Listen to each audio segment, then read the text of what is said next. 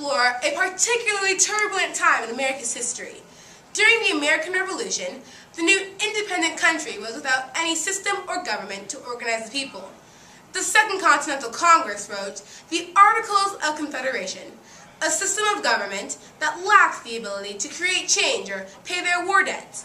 It was a quick fix for the current situation. After Shays' Rebellion, people saw how weak their current government under the Articles really was.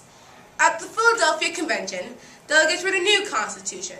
However, before the Constitution could become our future, the states held argument after argument, publishing documents to support or prevent the ratification of the Constitution. And now we travel back to the year 1787, the beginning of the ratification period, to interview people from opposing sides. Oh, Miss Anne. Miss Anne, what was your first reaction when you heard the news about the newly proposed Constitution? Well, my first reaction was, how can these men possibly think that this new government can preserve the rights they fought for in the Revolution? This Congress they propose is much too strong, and with so few members and no term limits, they can become greedy or influenced by others, foreign or otherwise. If we could just revise the Articles to fix tax problems and such, we would be sure to have a unified country without the threat of a tyrant. False.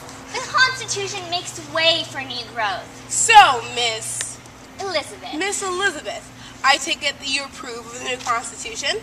this Constitution will allow change to flourish in our states.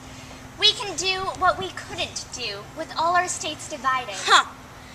The executive branch is also a problem. The executive branch and this legislative branch are not separate enough. Also, this president they propose seems to mirror a British king. The last thing we need in this state of affairs is yet another tyrant. How could he gain power with all the restrictions placed upon him by the checks and balances by the other branch? Could you tell us more about the beliefs of each of your parties? Well, we Federalists believe in a strong, centralized government. Unlike the Federalists, Anti-Federalists believe in prevailing state government. As it said in a document written by an officer of the late Continental Army, it is not merely, as it ought to be, a confederation of states, but a government of individuals. This government of individuals is merely a political term used by your party. I read in the Gazetteer, in the document Plain Truth, that it is more a government of the people than the present Congress ever was. Now then! Because the members of the Congress have hitherto chosen by the legislators of the several states. This is not, it is not your beliefs. Ladies! Thank you for a wonderful interview. And now back to the studio.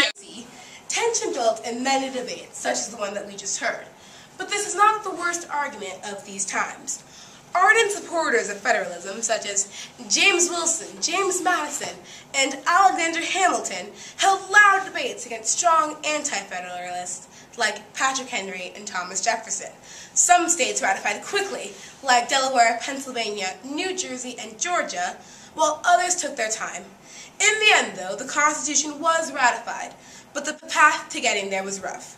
Thank you for joining us today on Times Then and Now on Channel 4.